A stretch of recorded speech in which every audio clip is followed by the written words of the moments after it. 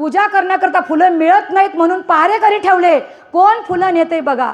तर ही गुप्त रूपाने येत असल्यामुळे कुणालाही सापडत नव्हती.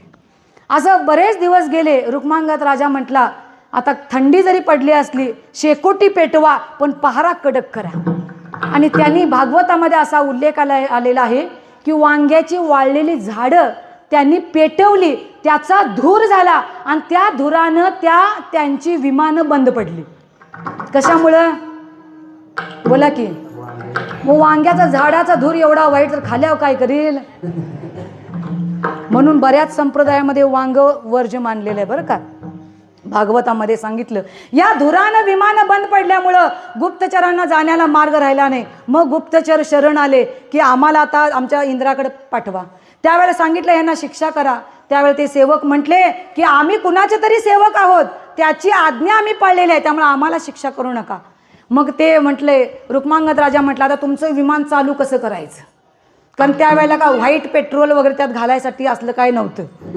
त्यावेळेला त्यांनी सांगितलं की असं करायचं म्हणे. कालच एकादशी होऊन गेली.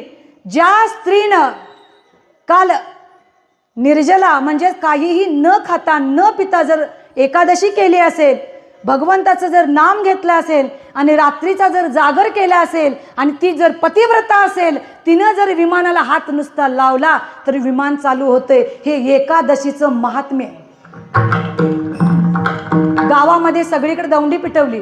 काल कुणी उपवास केला होता का, काल कुणी एकादशी केली का, कुणीही पुढे आलं नाही. कारण कुणीच एकादशी केलेली नव्हती, कारण त्यांना सुद्धा महात्म्य माहिती नव्हतं.